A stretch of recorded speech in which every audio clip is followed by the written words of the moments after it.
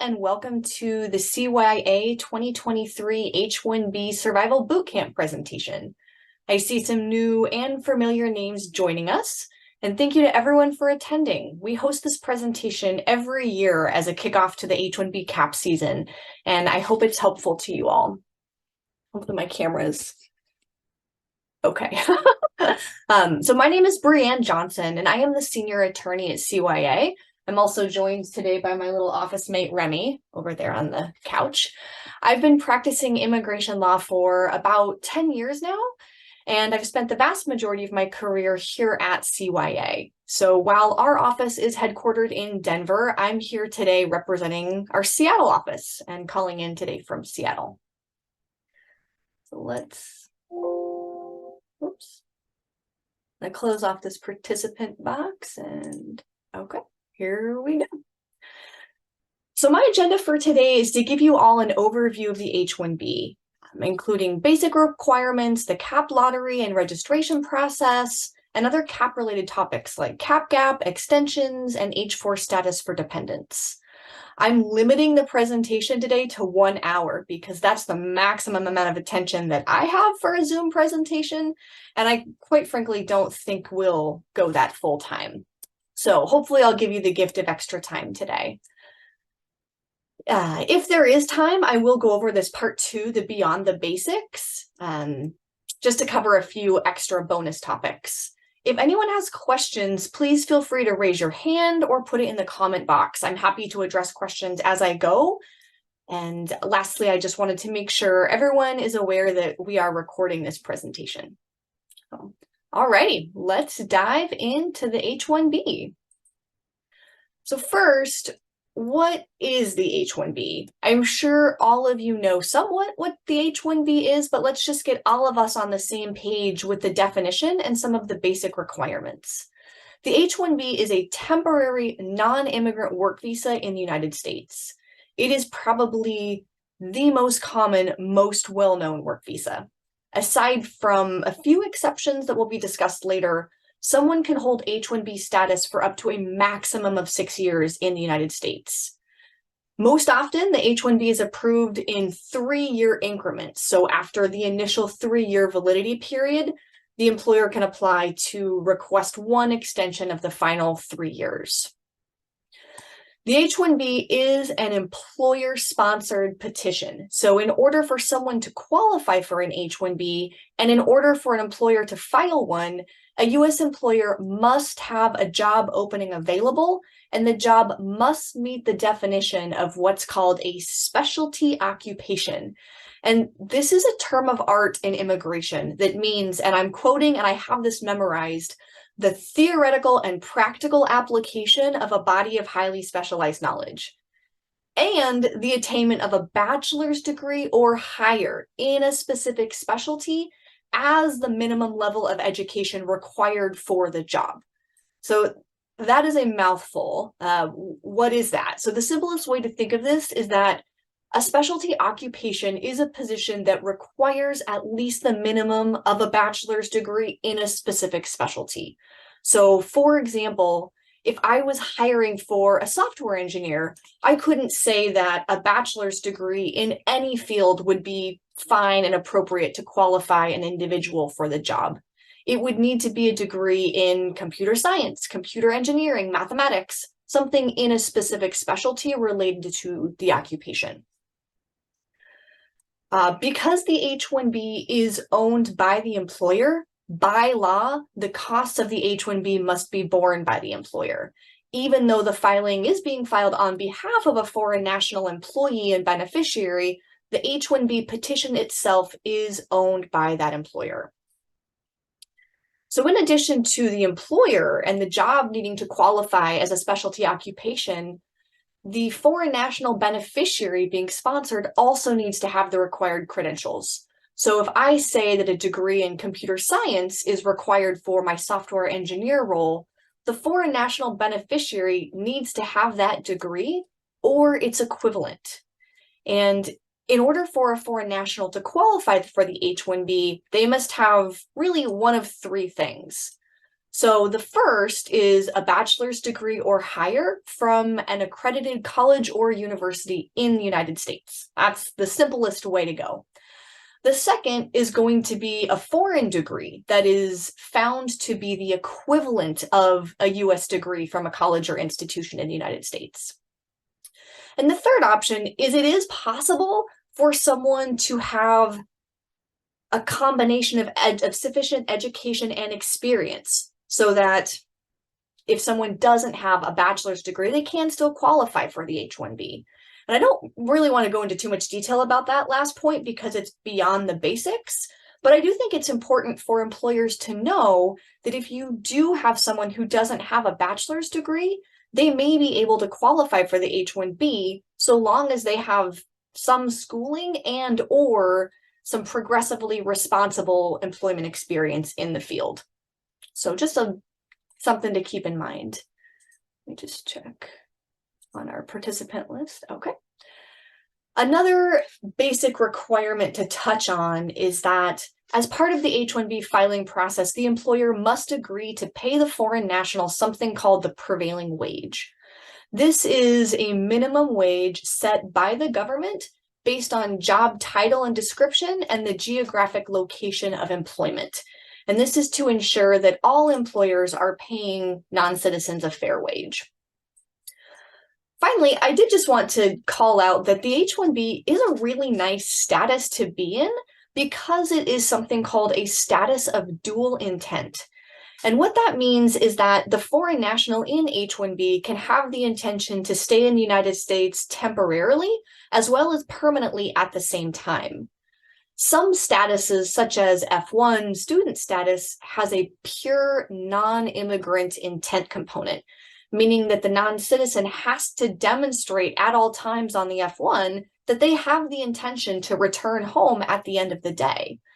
That non-immigrant intent can make things like filing for permanent residence and international travel difficult, and can even preclude international travel.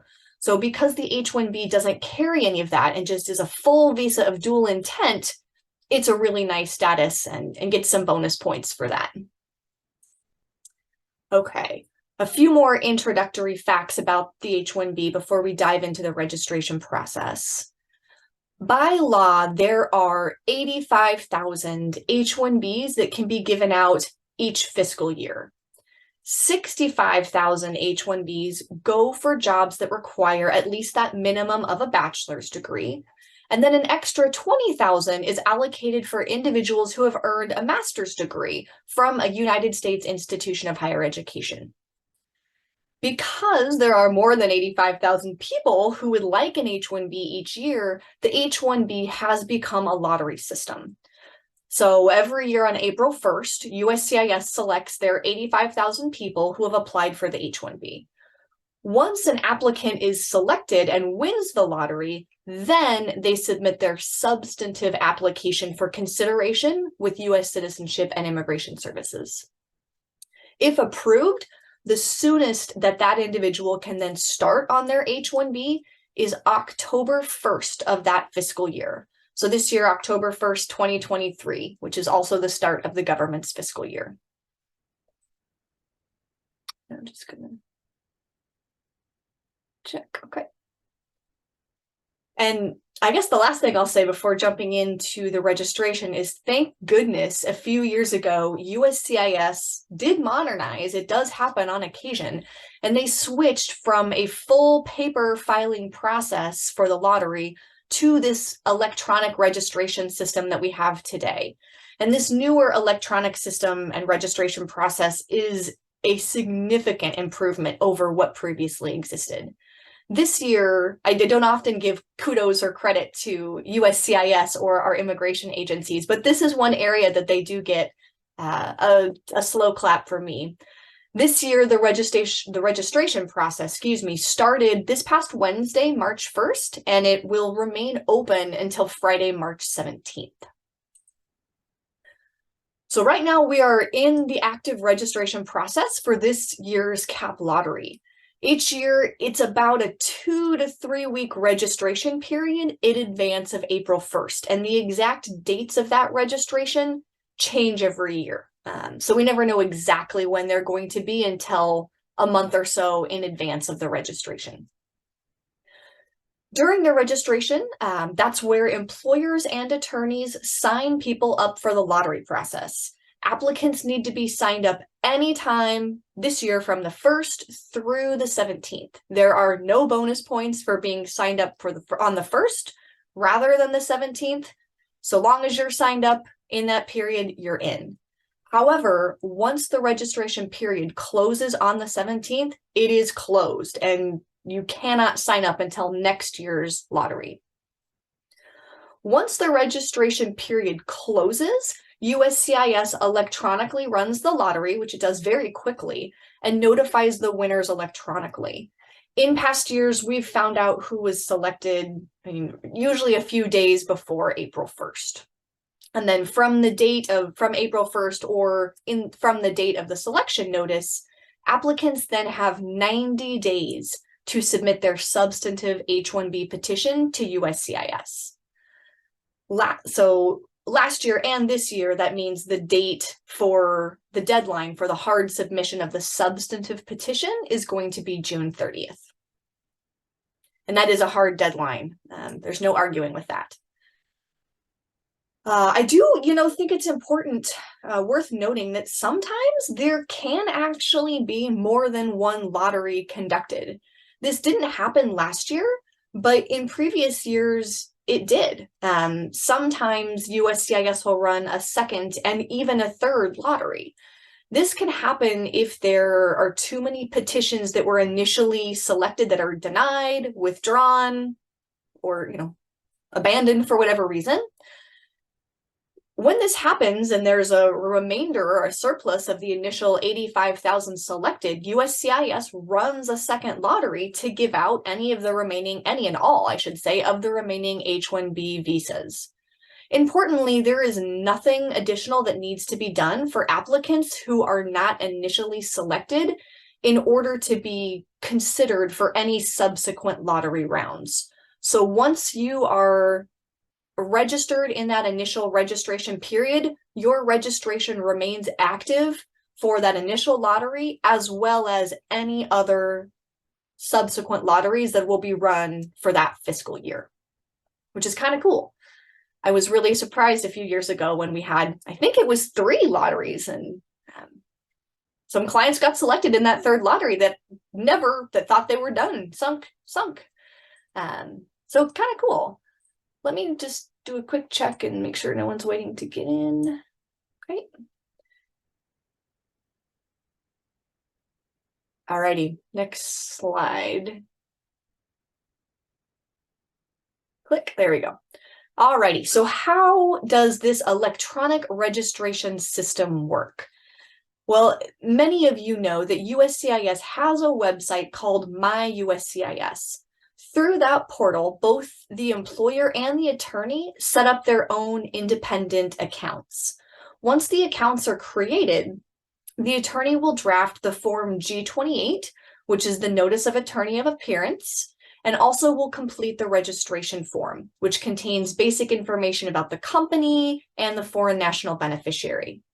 Once drafted, the attorney sends these documents electronically via the USCIS system to the employer's USCIS account for the employer's review and approval. The employer then logs on to their account with that annoying 2-factor authentication that USCIS has, reviews and accepts the G28 and the H-1B registration form. Once both forms are accepted and digitally signed for, the system sends the forms back to the attorney for the attorney's signature and for payment of the filing fees. Once those are accomplished, the registration is submitted and the applicant is good to go and is officially registered for the lottery. In both the employer and the attorney USCIS accounts, you can see a list of all employees who have been registered, and you'll know that each individual applicant is good to go because their names all appear with the word submitted next to their status. If the person wins the lottery, that submitted case status is updated to say selected.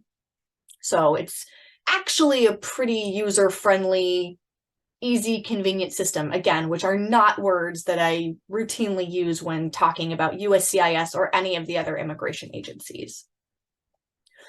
Once an applicant wins the lottery and is selected, USCIS will mail out a hard copy selection notice that must be included in the substantive H-1B application. It's very similar to like a 797 approval notice. So if your employee is selected, all that means is that he or she has won the lottery and had their name drawn out of the hat.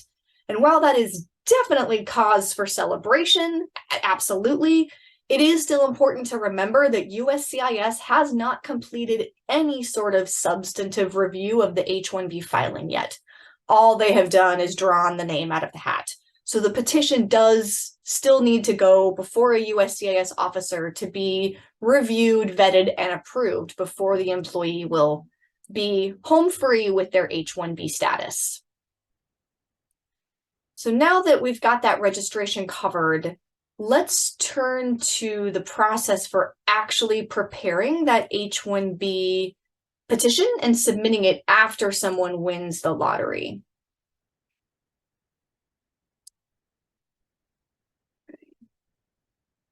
So through the H-1B filing process, U.S. employers have the privilege of interacting with at least 2 and sometimes 3 different federal immigration agencies. When an H-1B petition is started, one of the first things to do is to work with an agency called the U.S. Department of Labor, which I'm sure you all know of, have heard of. Admittedly, this is not my favorite immigration-related agency, but in the realm of H-2Bs, they're not too bad. If the company petitioning for the H-1B has never filed for an H-1B before, the company will need to get registered and vetted by Department of Labor. This is just an extra step up front. It includes sending in a few financial corporate documents so that the DOL can verify that the company is an actual company. I didn't just make them up to get a visa for somebody. So the process is pretty streamlined. It takes about a week to get vetted by DOL. And once that registration process is done, we're on to the LCA, also called the Labor Condition Application, also colloquially known as the prevailing wage. The LCA is the document that is filed with Department of Labor to request the prevailing wage. And it includes company information, job description information, minimum requirements for the role, information about the various worksite locations, so that the government can certify what the appropriate prevailing wage is for the position based on each worksite location.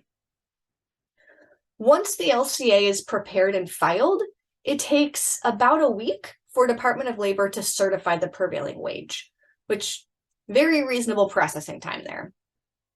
Once certified, that certified LCA is included with the substantive H-1B filing and will represent and will lock in what that minimum prevailing wage is that the foreign national has to make throughout the duration of the next 3 years and the H-1B validity period. The foreign national can make more than the prevailing wage, that's no problem, but they cannot make less. So that's the purpose of the prevailing wage. The LCA also includes several attestations, such as the employer agreeing to pay at least the prevailing wage at a minimum, that there's no strike or lockout at the worksite, excuse me, things like that. And I guess I should back up and note that before the LCA can be filed, the employer and sometimes the employee are required to put up what's called a posting notice at all intended worksite locations. This posting notice is a piece of paper that just goes on the wall right by the water cooler or where all other OSHA type notices go. It can also be posted electronically, but it's just supposed to notify other workers at the worksite that the employer is filing for an H-1B. The purpose of this and notice of filing and the attestations in the prevailing wage is to ensure that the US labor market is not undermined by the hiring of a foreign national at low wages.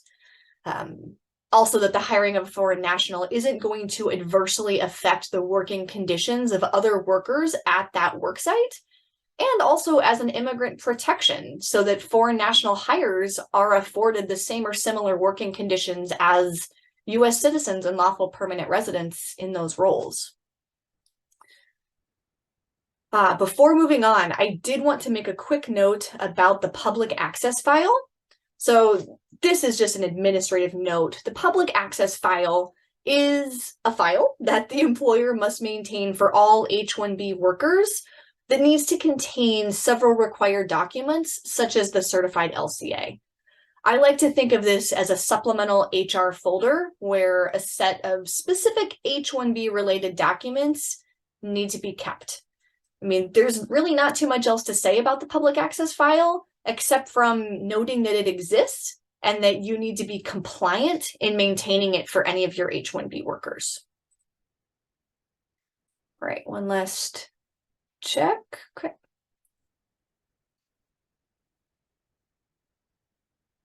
Okay. So this slide addresses what exactly is included in the substantive H-1B petition. So in addition to the certified LCA from the employer, we submit a series of forms which provide information on the company, the non-citizen, and the job.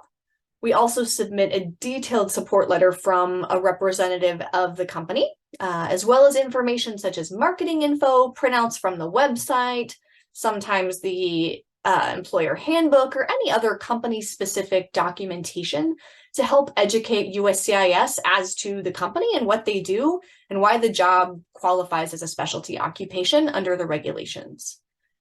From the foreign national employee, we submit copies of their degrees and transcripts, an educational evaluation if they need one, a copy of their passport, their entry stamp, their I-94, all of their immigration documents like their I-20s, their EID, their 797 approval notices, every immigration document, frankly, that they've ever been issued to show that they have been doing what they're supposed to be doing while they're here in the US and that they've been properly maintaining status up to the time of filing.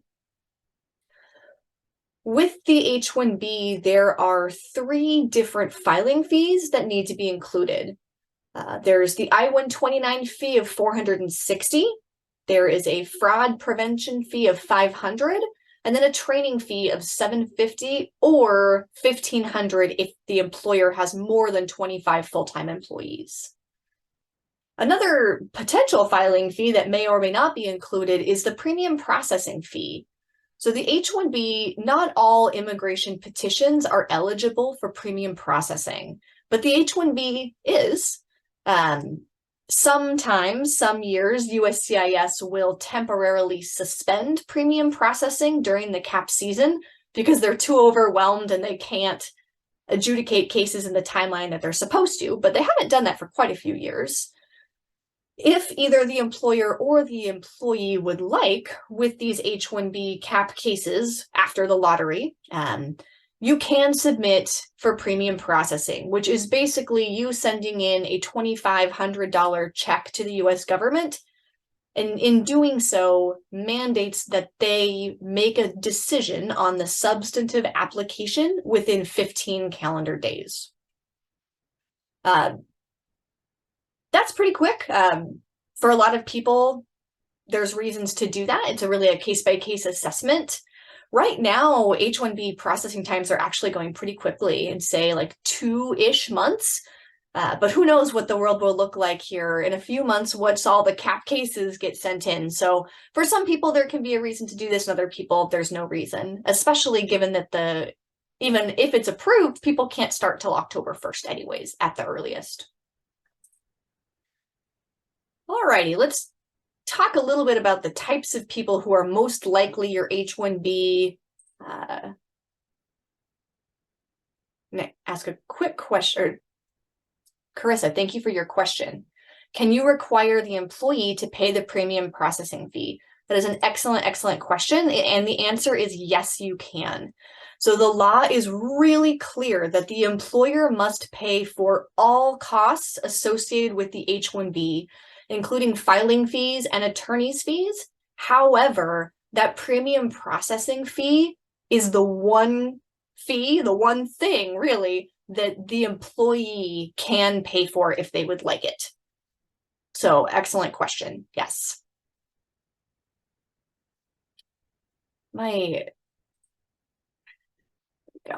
I'm trying my screen sharing. I think just with the way I'm doing it, it's not letting me show the participants of the chats in a very user-friendly way. So I apologize if I'm continually like checking the chat or checking our participants, but I have to minimize it and I can't see if it's in there. So, technology. So who are most likely these H-1B applicants? I mean, you all know you're the employers, but the vast majority of H-1B lottery applicants are going to be international students who are currently in the US on the F1 visa and working for companies either on post-completion OPT or STEM OPT. And I'll talk really briefly about what these are. You all likely know, but just in case not. Post-completion OPT is a F1 status of up to 12 months of employment authorization that students are given post-graduation. For students who majored in a STEM field, they may apply for an additional 24 months of OPT, so a total of 3 years of post-graduation employment authorization. Post-completion OPT is applied for by the international student with the help of their DSO and their international student office at the school. It's a pretty straightforward application process to get them set up with their post-completion OPT. For STEM OPT, it is a little bit more onerous as the employer has to complete a detailed training plan. It's called the I-983, and the employer needs to be enrolled in E-Verify in order for the student to take advantage of STEM OPT.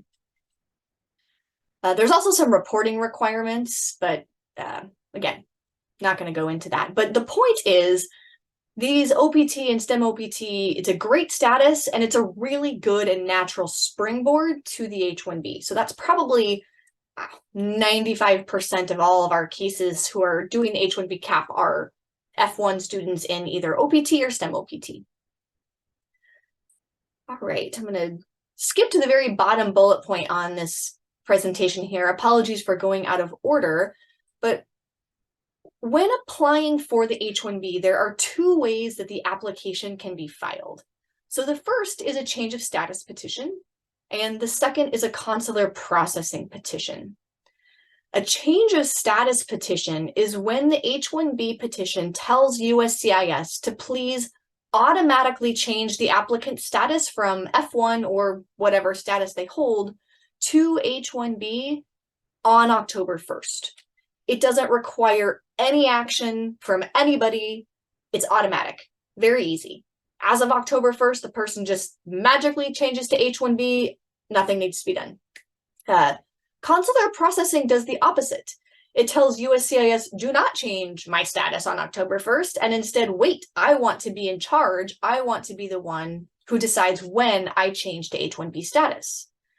There's lots of, obviously there's lots of pros to change of status because it's so easy and you don't have to do anything. There's plenty of motivation to go that route. But consular processing can also be nice, for example, when you have someone who just started in their STEM OPT and still has 2 years of employment authorization left in that status.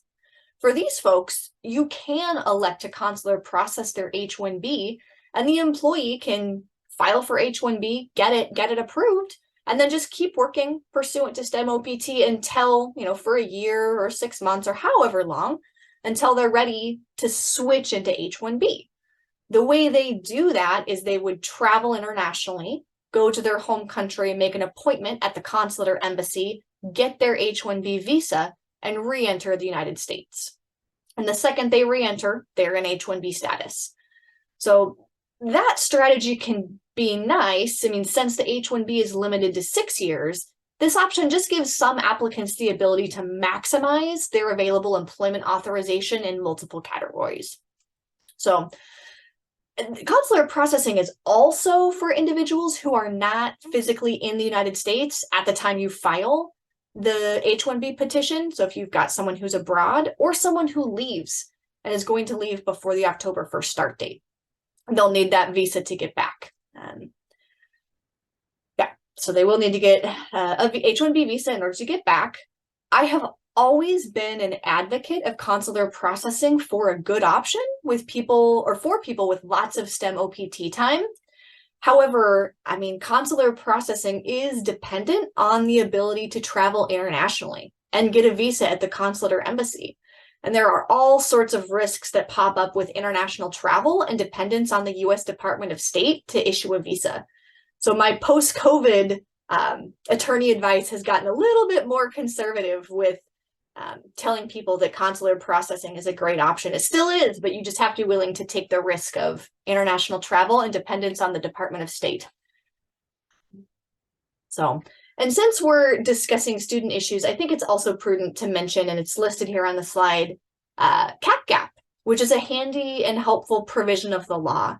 Under Cap Gap, if a student's EAD will expire before October 1st, which is when the earliest that the H-1B takes effect, normally there would be a gap in employment. So if you had someone whose, STEM EAD expires June 15th, well, they can't start an H-1B till October, so what are they going to do from June to October?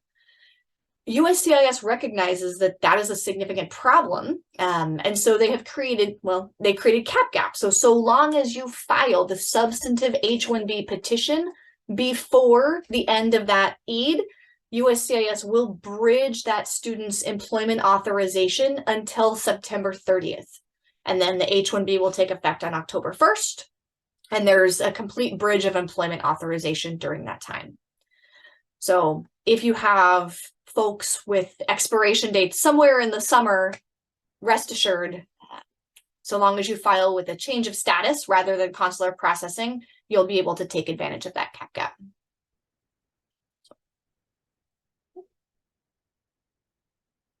Okay, another important aspect of the H-1B is that all work sites must be listed on the LCA that is certified by the U.S. Department of Labor. And the point I really want to make on this slide here is that includes any home work sites. In the digital world that we live and work in right now, almost everybody has a home and office work site. It is a bit silly, but this means that posting notice I described does need to go up in your employee's home on the front door or on the refrigerator or something. They need to post notice in addition to the company posting it at the office. It also means that if someone who does work from home moves, they need to repost a new notice at their new worksite location. USCIS cares that every worksite has been documented. And our clients I love our clients, but they almost never tell me when they move. So if they tell you, know that they need to do a new posting notice.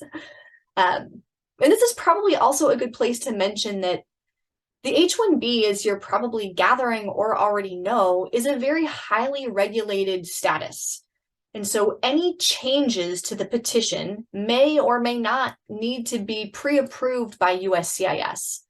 And what the law says is that any time there is a material change, whatever that means, material change to the terms and conditions of the H-1B employment, then an amendment needs to be filed and USCIS needs to be made aware of it. Certain things we know are material, but there's an awful lot that it's anyone's best guess. If a fully remote worker moves from Texas to Washington, that's going to be a material change that will need not only a new posting, but a new LCA, a new prevailing wage for the new worksite, which is why it's a material change. So just keep that in mind, that if there is a change to the terms and conditions of any of your H-1B employees' jobs, it's just a little red flag to reach out to your attorney to make sure that nothing needs to be done. Extensions. So as I referenced earlier, H-1B status can be held for a maximum of 6 years.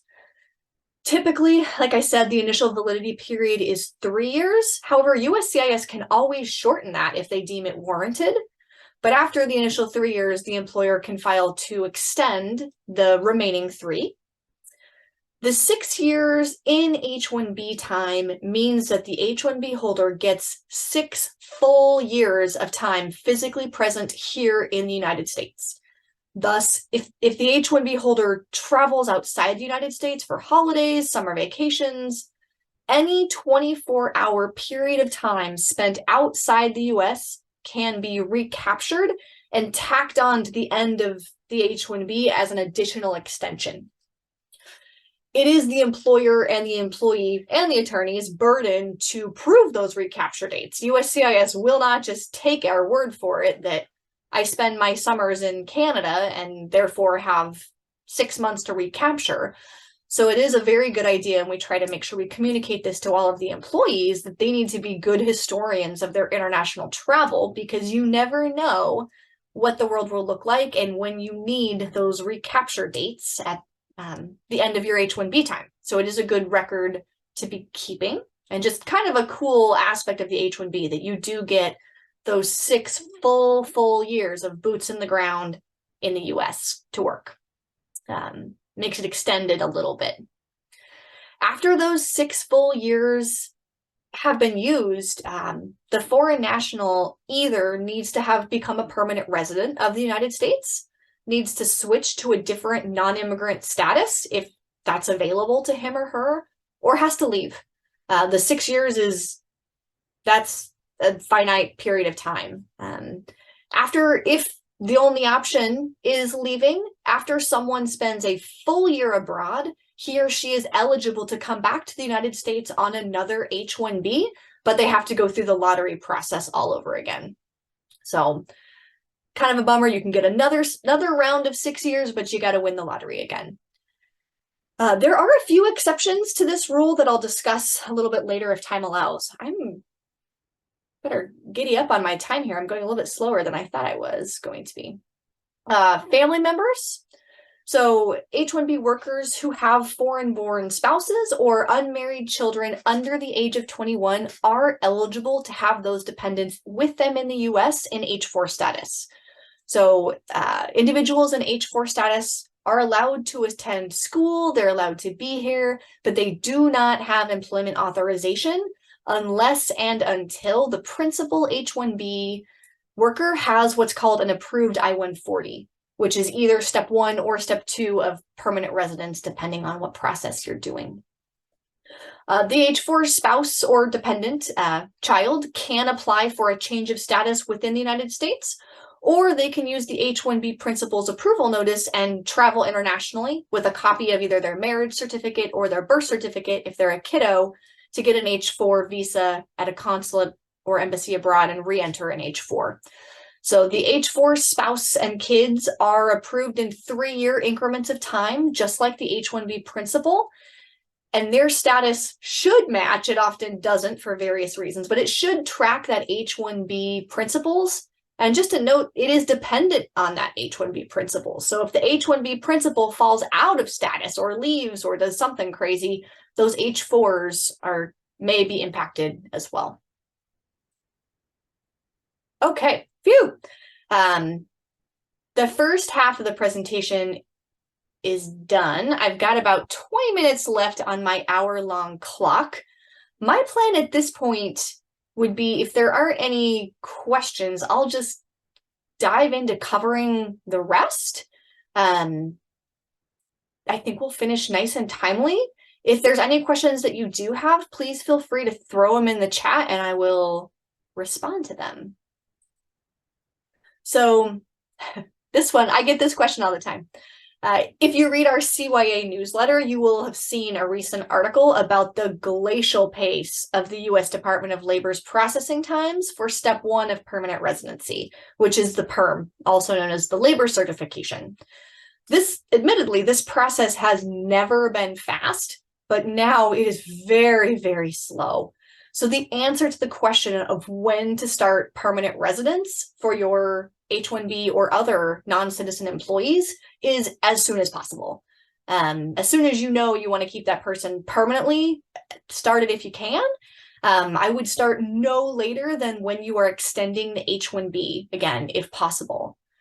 Perm processing times are so slow, that we are encouraging people, if there is anything, any way they can get permanent residence other than perm, to do it, which is a crazy recommendation. I never thought I would be in the place to be saying that, because perm is very reliable, standard route for permanent residency, and it still is, it's just slow.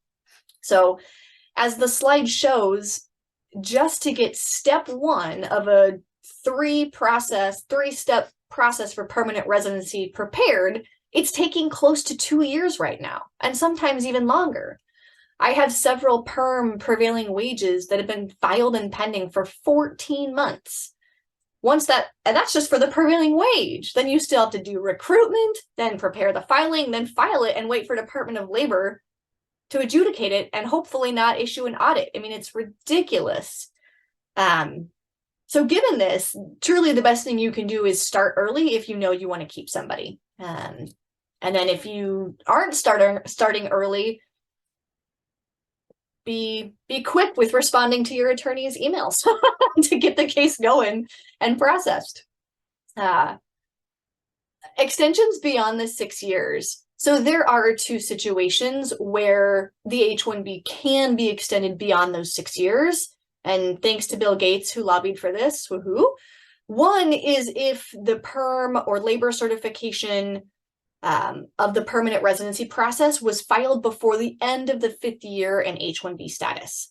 If that's the case, the employer can file for 1-year H-1B extensions indefinitely until the I-140 is approved, and then you'd apply for a 3-year extension.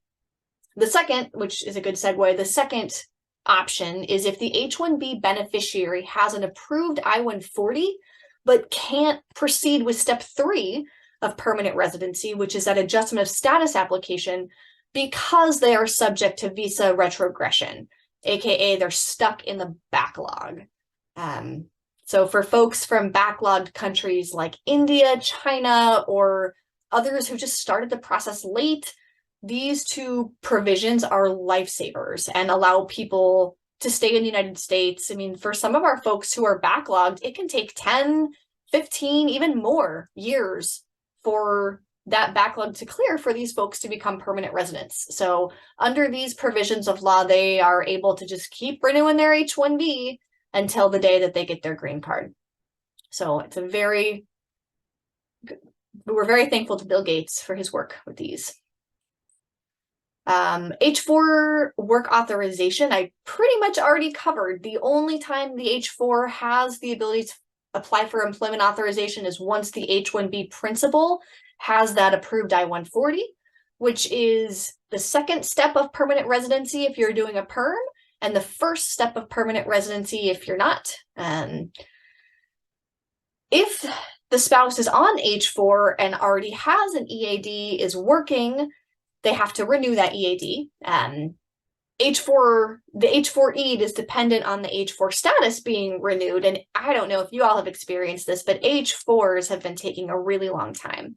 So what we've unfortunately been seeing is a lot of H-4 spouses experiencing a gap in employment authorization just because the government is so slow. So happily, H-4s can take advantage of an automatic extension. So if they are here and they timely filed to renew their EAD before its expiration, they can take advantage of an automatic extension to their employment authorization so long as they have a valid I-94. And that's the annoying part, because they often don't have a valid I-94. The way it most often works is the H-1B and the H-4's status is mirrored, is tied together. They both expire. The H-1B is approved first because it's approved quicker, or it's eligible for premium processing, and the H-4 continues to pend past the expiration date of the I-94. at least with an H-1B approval, that H-4 can take that approval and travel internationally and re-enter, then coming with a new grant of 3 years and a valid I-94. So if they did that, they'd be able to take advantage of this automatic extension. So that's good. It can then, the government, it used to be a 180-day extension, but processing times are slow, so slow that USCIS has temporarily bumped the automatic extension from 180 days to 540 days. So, or when the I-94 expires, whatever is earlier. So know that that's out there. H-1B transfers. So this is where someone already won the lottery and is looking to switch jobs and transfer their H-1B to a new employer. I think there are two important things to mention about H-1B transfers. The first is that in this situation for these transfers, the person does not need to go through the lottery again. They've won. Once you win, you've won for the duration of your 6 years. You can change jobs as many times as you like during that 6-year time frame, so long as each time you do so, your new employer submits a new H-1B petition to USCIS, and the new job qualifies as a specialty occupation. So no need to go through the lottery. The other thing that's important to call out is something called H-1B portability. So H-1B transfers can take advantage of portability, which means they can port to the new employer upon filing the H-1B. They do not have to wait for USCIS to actually adjudicate and approve the petition. That said, many of the H-1B employees themselves very much prefer to wait for the approval because it's a risk to them to jump ship from their old job for a new job when USCIS hasn't approved it yet, but it's possible to do and allowed under the law. So that is a unique aspect of the H-1B transfer that is not a part of other petitions. Let's see. H-1B layoffs. I do think this is important, so that'll be the last, the last thing that I cover, and then we'll open it up to any questions, and I will end early or on time. So in this funky economy, what happens when there is a layoff, a reduction in force, or even a voluntary resignation? The employer does have several obligations when an H-1B employee's employment terminates. So first, the employer must notify USCIS that the employee is no longer employed. And this can be in the form of a very short and sweet letter mailed to USCIS. Our office takes care of doing this, but just asks USCIS to withdraw the I-129 approval and lets them know that employment has terminated. Second, the employer needs to notify the H-1B employee in writing that they are no longer employed. I mean, most employers should be doing this anyways. I hope everyone is doing this, but if you're not, you do need to be giving your employees a letter saying you are no longer employed. Third, this actually is not a firm legal requirement, but we always very strongly recommend that employers do this, is to withdraw the certified LCA from the Department of Labor. Withdrawing that just very cleanly makes clear that you don't owe any other wages. You have no other obligation to pay that employee. So we always withdraw that as well and recommend doing so. And then lastly, I didn't put this on the slide. I meant to do that, so my apologies. In the event of a layoff or a reduction in force, some sort of involuntary termination, the employer must offer to pay the costs of return transportation for the employee to their last place of foreign residence or their home country. So you just have to offer to pay the return costs of transportation. The employee doesn't have to accept it. The employer, you don't have to pay for first class or anything like that. And you also don't have to pay for family members, but you do have to offer for reasonable costs of return home transportation for the employee. And I would put that in writing. For H-1B workers whose employment has ended, there is a 60-day discretionary grace period for H-1B workers and their dependents. It's in the regulation. So you get 60 days or up until the end of your I-94 following the end of employment. So once employment terminates, the former H-1B employee would have up to a maximum of 60 days to find another job, submit an H-1B transfer petition, change status if they can do that, or to leave the United States. During these 60 days, the non-citizen is allowed to be here. They're not in violation of any immigration laws. They're not accruing unlawful presence, but they do not have employment authorization. So it is the green light to stay, wrap up your affairs, or try to find another job. But if you don't have that nailed down in 60 days, it's time to go. That is it, I believe.